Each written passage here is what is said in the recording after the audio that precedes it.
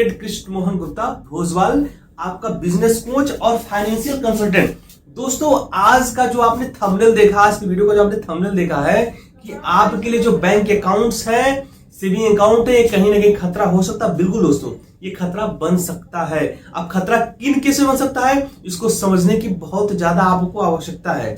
आपका बैंक में saving account है, अब वो चाहे किसी एक बैंक में सेविंग अकाउंट है, चाहे आपके पास 10 बैंक में सेविंग अकाउंट है, मतलब कि अगर सेविंग अकाउंट है और आप उसमें जो जमा राशि कर रहे हैं वो कहीं ना कहीं आपके लिए कहीं खतरा ना बन जाए, है ना, कहीं ना आपको मुश्किलें ना अर्चन कर दें, कहीं आपके पास सरकारी नोटिस ना आ जाए।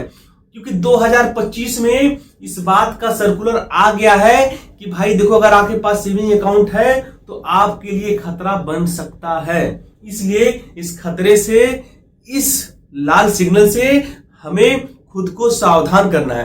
दोस्तों, ये जानना जो आरबीआई का गाइडलाइन का जो सर्कुलर है 2025 का, आपको जानना बहुत बहुत ज्यादा अति महत्वपूर्ण है। और आज का वीडियो बेसिकली उसी बेस्ड होगा कि भैया अगर हम अपने सेविंग अकाउंट हमारे पास है तो उसके लिए हम क्या क्या प्रिवेंटिव एक्शन या प्रक्रिया प्रोसीजर हम अडॉप्ट कर सकते हैं। दोस्तों देखिए, 3 बातें अगर अपनी इस बातों को हम करें तो 3 बातों से, अगर हमारा किसी एक बैंक में, भाई कोई बैंक है, ठीक है ना, किसी एक बैंक में हमारा क्या है, सेविंग अकाउंट है, बचत खाता है, ठीक है ना, ठीक है, ठीक। अगर किसी एक बैंक में सेविंग अकाउंट है या बहुत सारे बैंक में, ठीक है, बहुत सारे बैंक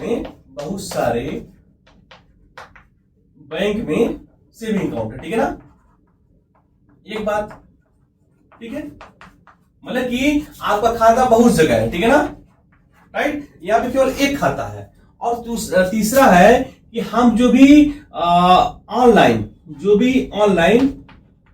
लेन देन करते हैं, ट्रांजैक्शन करते हैं, ठीक है ना, ठीक है, ट्रांजैक्शन,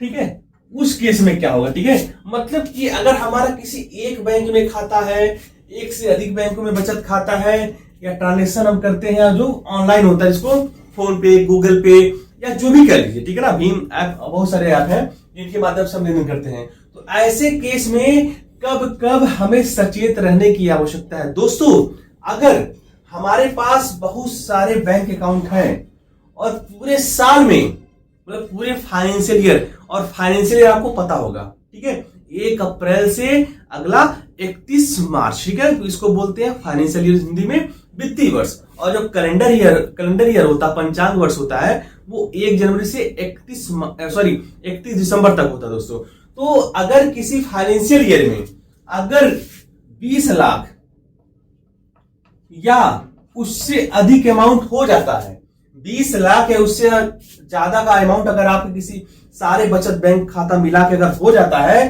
तो दोस्तों उस केस में आपके पास इनकम टैक्स डिपार्टमेंट से एक नोटिस आ सकता है।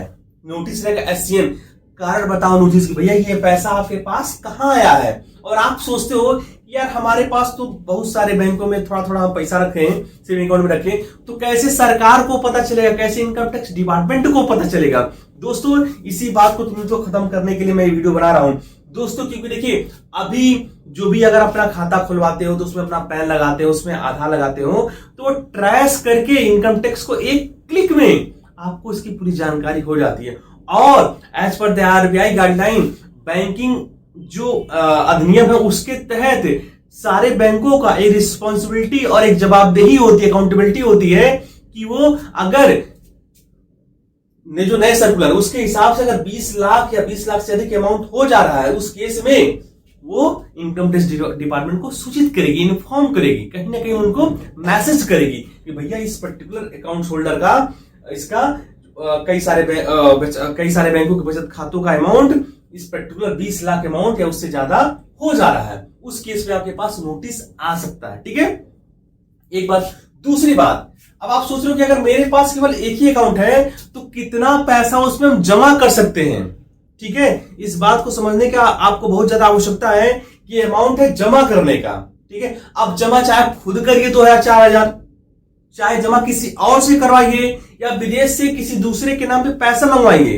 भैया आपको जो ओरिजिन सोर्सेज है उनको तो आपको बताना ही पड़ेगा इनकम टैक्स डिपार्टमेंट को। इसलिए अननेसेसरी अपने अकाउंट्स के जो वॉल्यूम है, इसका जो रिसिप्ट है, इसको मत बढ़ाइए, ठीक है।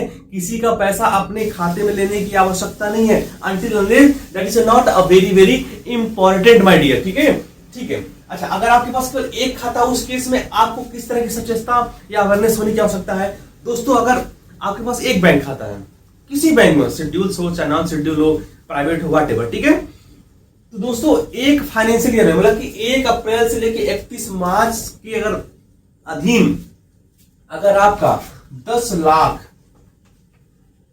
लाख से ज्यादा का अगर जमा हो जाता है, ठीक है ना, ठीक है। मैं बोला फिर कि जमा चाहे आप खुद करो 2000, 4000, 5000 या किसी के माध्यम से जमा कराओ या किसी का विदेशी पैसा अपने खाते में मंगवा के उन्हें आप ट्रांसफर करो, सारे केस में जमा को काउंट किया जाएगा।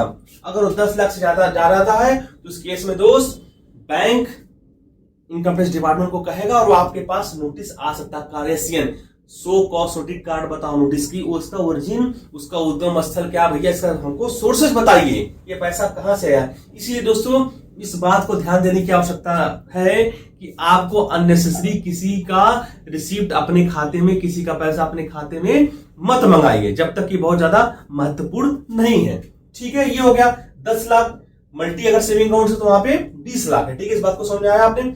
और अगर ट्रांजैक्शन ये होता है तो यहां पे अभी कोई ऐसा बात नहीं है, ये भी इनफाइनाइट है, ठीक है ना, अनलिमिटेड है यहां पे, लेकिन मोर और लेस यहाँ पे अगर 1 करोड़ या उससे ज्यादा हो जाना तो यहाँ पे कहीं ना कहीं सीमाएं को बांध दिया गया। लेकिन फिलहाल यहाँ पे भी लिमिट नहीं रखा गया है कि ऑनलाइन ट्रांजेक्शन पे आप कुछ भी कर सकते हैं फिलहाल। इसलिए आपको अगर मान लीजिए बहुत सारे लेन देन करने हैं, पैसा मंगाना है, पैसा जमा करना है, तो आपको सिंपल है मेरे दोस्तों, आपको करंट अकाउंट खुलवाना चाहिए, ठीक है।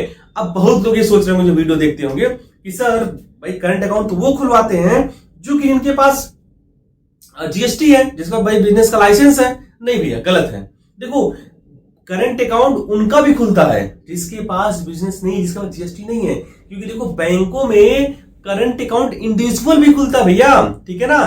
तो व्यक्तिगत चालू खाता भी आप करंट अकाउंट खुलवा सकते हैं आराम से, और जो लिमिट है ये लिमिट फिर इसके बाद कोई मतलब नहीं रहेगा, ठीक है। तो इंडिविजुअल करंट अकाउंट आप आसानी के साथ बैंकों में खुलवा सकते हैं, किसी भी बैंक में, और आप इस लेनदेन की सीमाओं से फिर आप बाधित नहीं रहेंगे दोस्तों, ठीक है। तो इस बात को आपको ध्यान देने की आवश्यकता है कि ऐसा नहीं कि जो इसके पास जीएसटी उसी का करंट अकाउंट होता है ना। Current account individual current account एक नाम है, व्यक्तिगत चालू खाता जो कि बैंकों में केवल आधार और पैन देने पे आसानी के साथ खुल जाता है दोस्तों, ठीक है। तो इस बात को ध्यान देने की आवश्यकता है कि भाई नहीं तो आप कहीं ना कहीं कानूनी पचड़े में फंस जाएंगे, तो बहुत ज्यादा दिक्कतों का सामना हो सकता है आपको करना पड़े। दोस्तों ये बिजनेस ये जो वीडियो था बहुत ज्यादा अवेयरनेस था, आप खुद भी अवेयर हुई और दूसरों को भी अवेयर करने का दोस्तों पूरा प्रयास कीजिए। दोस्तों मैं या कोई भी, अगर आपके पास जो भी है, आपके पास बुद्धि है, ज्ञान है, विवेक है, जो भी है, तो अपने विचारों से लोगों को अवेयरनेस करने का प्रयास कीजिए। कुछ हो सके सामाजिकता अवेयरनेस लोगों के प्रति, किसी न किसी को भला तो पक्का हो जाएगा दोस्तों। तो इस वीडियो में इतना, मिलते हैं अगले वीडियो में कुछ नए फाइनेंस के अवेयरनेस के साथ, फाइनेंस के मुद्दों के साथ दोस्तों। तब तक के लिए जय हिंद, जय Bharat, thank you very much दोस्तों। अगर हमारे चैनल पे आप नए हैं तो प्लीज यार हमारे डिजिटल परिवार को आप बढ़ाइए और हमारे इस परिवार का हिस्सा बनिए। और हमारे अगर फेसबुक पे देख रहे हैं तो प्लीज आप फॉलो करें, और अगर आप इसको यूट्यूब पे देख रहे हैं तो प्लीज इस वीडियो को, सॉरी इस चैनल को सब्सक्राइब करिए, और हमारा कहीं ना कहीं साहस बढ़ाने का कहीं ना कहीं आप बहुत ज्यादा इजाफा करें। तो thank you very much for watching this video. So will just stay tune on next video. Okay, thank you very much, जय हिंद, जय भारत, थैंक यू।